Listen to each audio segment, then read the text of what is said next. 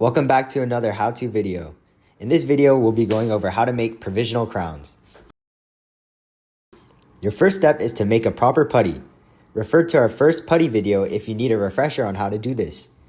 A reminder to add pea-sized putty to capture the occlusal surface of the tooth. This is essential to maintain and keep the anatomy consistent in your patient and is also a point on the practical.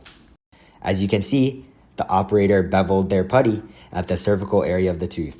This would relieve the putty from any interferences when seating it over the tooth. Here, this diagram demonstrates this concept. As you can see, the putty on the right has no interferences. The next step is to use dye lube. Note that this is only a required step for your plastic teeth. Please don't put this in an actual person. The operator brushes all surfaces of the crown with the dye lube as well as the adjacent teeth. Next step is to make the provisional. Before you expel the material, make sure to bleed out the cartridge and the tip. This ensures equal amounts of material are mixed. Notice how she never lifts the plastic tip out of the integrity material? If you lift out, then you will get large bubbles in your temporary crown. When placing your putty, do not press directly over the prep. This would distort the anatomy and cause thinned out walls.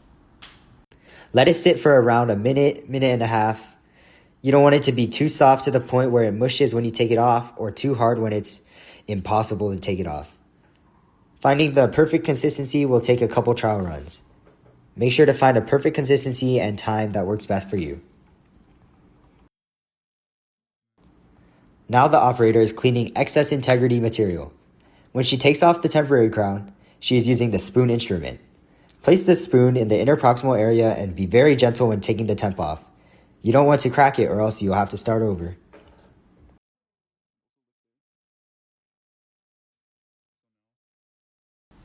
After you take it off, leave your temp in your putty for at least 6 minutes to set.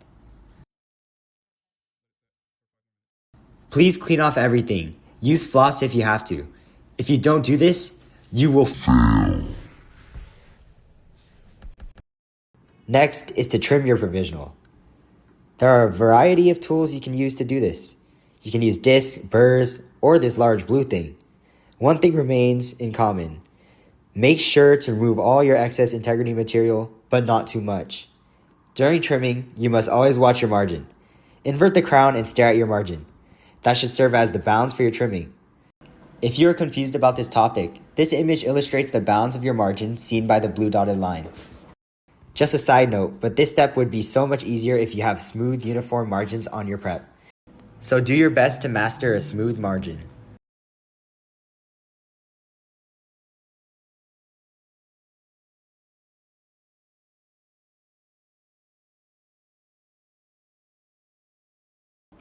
After all the excess is trimmed, you will put it back into the mouth and check occlusion with articulating paper.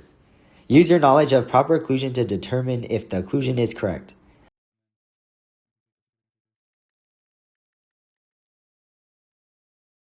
A little quiz, but look at this occlusion on this temp. What adjustments does the operator need to make?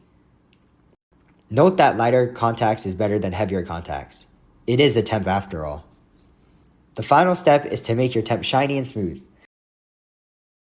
The concept of polishing is to make the defect smaller and smaller, shown in this diagram.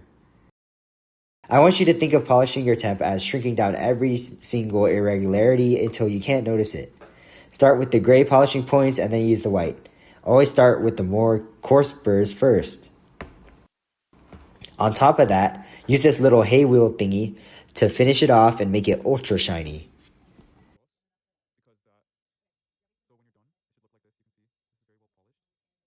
One last final check in the mouth and you can see that the temp fits perfectly with proper contacts and embrasures.